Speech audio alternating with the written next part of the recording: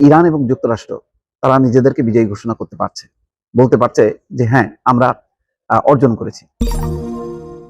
এই যে যুদ্ধবিরতি শুরু হয়ে গেল, তাতে দুই পক্ষই বিজয় দাবি করছে। ইরান দাবি করছে, ট্রাম্পও দাবি করছে, কিন্তু চুপসে গেছে নেতানিয়াহু, ইসরায়েল। বরং ইসরায়েলের বিরোধী নেতারা পরিষ্কারভাবে বলেছেন যে ইতিহাসে এত বড় বিপর্যয় ইসরায়েলের জীবনে কখনো ঘটেনি, সেই বিপর্যয়টা ঘটেছে। অর্থাৎ এখান থেকে যে আমেরিকা সরে আসলো যুদ্ধ থেকে, এখন ইসরায়েল কিন্তু বিচ্ছিন্ন হয়ে গেল, বেকায়দায় পড়ে গেল। এবং যেই যুদ্ধবিরতি, তাতে শুধু ইরান না, ইরান লেবাননের প্রোটেকশন চেয়েছে, হিজবুল্লাহ হুতিদের প্রোটেকশন চেয়েছে, হামাসের প্রোটেকশন চেয়েছে। অর্থাৎ ইসরায়েল কিন্তু এখন কোণঠাসা হয়ে গেল। সেই কারণে যেমন ইরানের সর্বোচ্চ জাতীয় পরিষদ এক বিবৃতিতে বলছে যুদ্ধে তারা একটি ঐতিহাসিক বিজয় অর্জন করেছে। পরিকল্পিত আলোচনার আগে যুক্তরাষ্ট্রকে 10 দফা প্রস্তাবের রূপরেখা মেনে নিতে বাধ্য করা হয়েছে।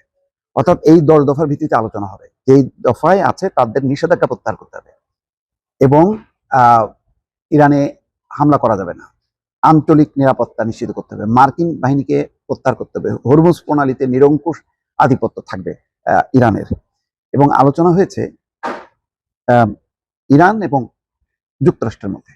শুক্রবার যেই পাকিস্তানে আলোচনা হবে যুক্তরাষ্ট্র এবং ইরানের মধ্যে। অথচ যুদ্ধটা হচ্ছিল কিন্তু ইরানের সঙ্গে যুক্তরাষ্ট্র ইসরায়েলের। সেখানে ইসরায়েল এখানে কোনো আর পাত্তা পাচ্ছে না। তার মানে ইসরায়েলের মূল শক্তি হচ্ছে এখন আমেরিকা, ইসরায়েল এখানে কোনো পাত্তা পাচ্ছে না। এর ফলে প্রচন্ডভাবে ক্ষুব্ধ হয়েছে ইসরায়েলের বিরোধী দলের নেতারা। ইরান বলছে যে এই প্রস্তাবের মধ্যে আছে হামলা না করার নিশ্চয়তা, হরমুজ প্রণালীর উপর ইরানের নিয়ন্ত্রণ অব্যাহত রাখা, নিষেধাজ্ঞা প্রত্যাহার, অঞ্চলটি থেকে মার্কিন সেনা প্রত্যাহার এবং যুদ্ধের ক্ষতিপূরণ প্রদান। বিবৃতিতে বলা হয়েছে শুক্রবার পাকিস্তানের রাজধানী ইসলামাবাদে শুরু হতে যাওয়া আলোচনায় এই বিষয়গুলোর খুঁটিনাটি চূড়ান্ত করার উপর গুরুত্ব দেওয়া হবে। তবে এই আলোচনার অর্থ যুদ্ধের সমাপ্তি নয়। আর ডোনাল্ড ট্রাম্প মার্কিন বার্তা সংস্থা এএফপিকে বলেছে ইরানের সঙ্গে 2 সপ্তাহের যুদ্ধবিরতি চুক্তিতে পৌঁছানোর মাধ্যমে যুক্তরাষ্ট্র পূর্ণাঙ্গ বিজয় অর্জন করেছে।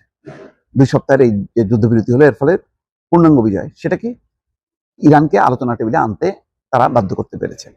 ট্রাম্প বলেন তিনি বিশ্বাস করেন চীন ইরানকে আলোচনায় বসাতে রাজি করিয়েছে। আসলে পাকিস্তানের পাশাপাশি চীনও গুরুত্বপূর্ণ ভূমিকা পালন করছে।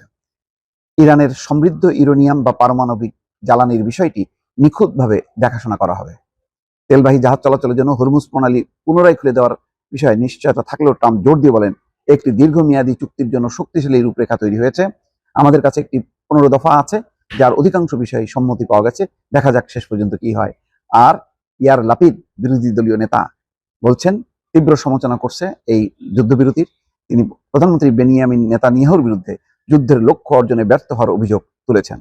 ফলে এই ফলাফল এখন যা দেখা যাচ্ছে যে ইরান এবং যুক্তরাষ্ট্র তারা নিজেদেরকে বিজয়ী ঘোষণা করতে পারছে, বলতে পারছে যে হ্যাঁ আমরা অর্জন করেছি। কিন্তু ইসরায়েলের অর্জনটা কি, এটা কিন্তু পরিষ্কার না। বরং ইসরায়েল কিন্তু এখন বন্দুকের নলের মুখে থেকে গেল উল্টো।